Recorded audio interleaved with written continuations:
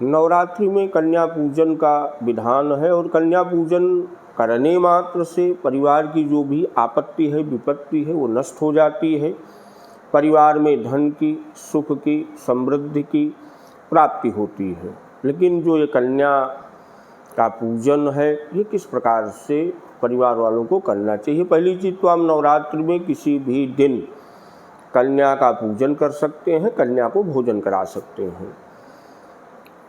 जब आपको कन्या का पूजन करना हो तो एक दिन पहले जो सनातन धर्म को मानने वाले परिवार हैं, उनके यहाँ कन्या हैं, तो 2 से 10 वर्ष के अंदर की कन्याओं को आप न्योता दे हैं।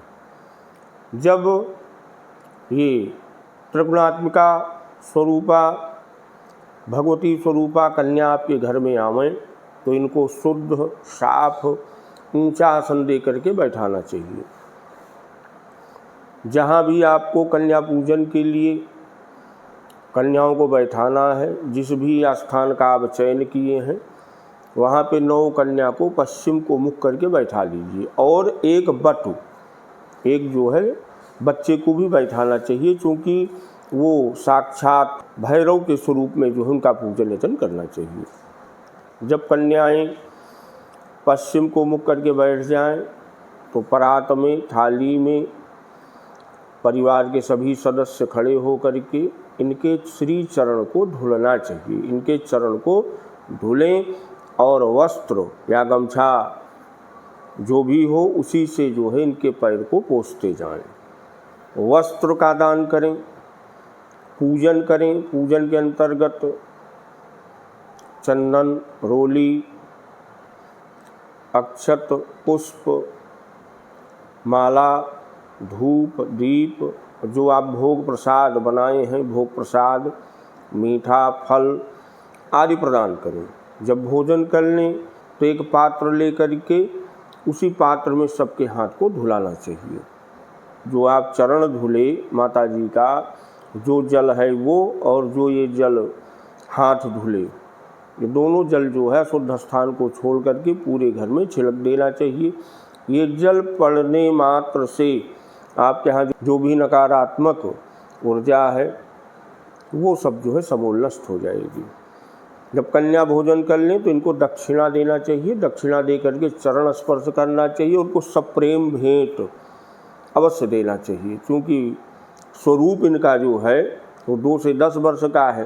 तो अब माता तो है हैं, आपने पूजन भी किया, तो इनके लिए जैसे कुछ खिलौना जिससे खूब हर्षित हो, प्रसन्न हो जाए, खिलौना हो या पेन हो, पुस्तक हो आदि कुछ ऐसे उपहार देने चाहिए जिससे कि जो माता जी का स्वरूप है, जब आप उसको दें तो एकदम प्रफुल्लित हो जाए, खूब प्रसन्न हो जाए। पूरे घर में सभी लोग परिवार के खड़े होकर के माता जी से निवेदन करें कि माँ आप हमारे पूरे घर में शुभ मंगल आशीर्वाद प्रदान करें, जिससे हमारे कुल गोत्र, यश, धन, कीर्ति की वृद्धि हो। तो ये जो है, जो 9 स्वरूप हैं और जो बटु हैं, ये पूरे घर में जो है अक्षत लेकर के छिड़कें। अशुद्ध स्थान को छोड़ करके हर जगह चावल छिड़क दें और परिवार वाले हाथ जोड़े रहें कि माता जी का शुभ मंगल आशीर्वाद हमको प्राप्त हो रहा है।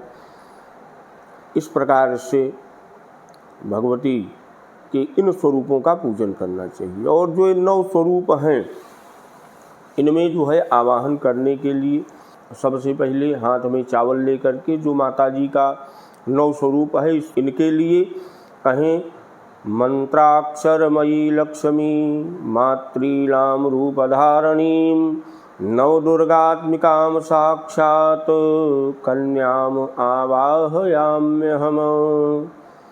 तो आप 9 कन्याओं का ये मंत्र बोल करके या 9 कन्याम आवाहयाम्यहम् कह करके भी जो है आप आवाहन कर सकते हैं। फिर जो है प्रथम कन्या को कुमारी के रूप में जो है आवाहित करें, पूजन करें। दूसरी कन्या को त्रिमूर्ति के रूप में आवाहन और पूजन करें। तीसरी कन्या कल्याणी के रूप में आवाहन पूजन करें। चौथी कन्या का रोहिणी रूप में आवाहन और पूजन करें। 5वीं कन्या कालिका के रूप में आवाहन और पूजन करें। छठी कन्या चंडिका के रूप में आवाहन और पूजन करें। 7वीं कन्या शांभवी के रूप में आवाहन और पूजन करें। 8वीं कन्या दुर्गा जी के स्वरूप का आवाहन और पूजन करें। 9वीं कन्या में सुभद्रा जी का आवाहन और पूजन करें। 9 कन्या के पूजन का क्रम है। इस प्रकार से क्रम वाइज एक एक कन्या के ऊपर जो है चावल पुष्प आदि चढ़ाते जाएं और इसके बाद जो है उनका पूजन करें। और जो बट पूजन है, इन्हीं के साथ जो है भैरव का चिंतन करते हुए उनके ऊपर भी चावल पुष्प आदि डाल करके उनका भी पूजन कर लें। जो भी व्यक्ति नवरात्रि में भगवती पराम्बा जगदम्बा की प्रसन्नता के लिए, अपने परिवार के सुख समृद्धि शांति के लिए माता जी के इन 9 स्वरूपों को और नवरात्र के इन 9 दिनों में कन्या का पूजन करते हैं, उनके घर की जो भी समस्याएं हैं, विडम्बनाएं हैं, रोग व्याधियां हैं, वो सब नष्ट हो जाती हैं। तो हर व्यक्ति को कन्या पूजन अवश्य ही करना चाहिए, लेकिन ध्यान रहे कन्या पूजन के लिए उन परिवार की कन्याओं का चयन करें जो कि सनातन धर्म को, सनातन पद्धति को, पूजन पाठ को मानते हैं। अगर वो या उनका परिवार निष्ठावान आस्थावान परिवार नहीं है तो आप ऐसे परिवार की कन्या को चयनित ना करें। कारण जो भी हम आप पूजन यजन करेंगे, किसी भी कन्या को कुछ सर्दी जुकाम या कुछ ऊंच नीच हुआ तो व्यक्ति एक लांछन लगा देंगे कि भैया के यहाँ गई थी, जो है वो पता नहीं क्या कौन सा पूजन किए। क्योंकि भाई वस्त्र आदि का दान करेंगे, टीका लगाएंगे, तो आप तो करेंगे जो है कि आप भगवती का पूजन कर रहे हैं, लेकिन कुछ भी हुआ तो परिवार तो आपको छोड़ेगा नहीं।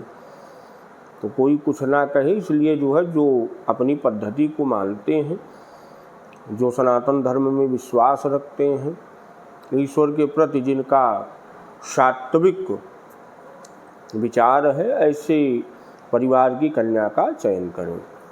जय माता दी।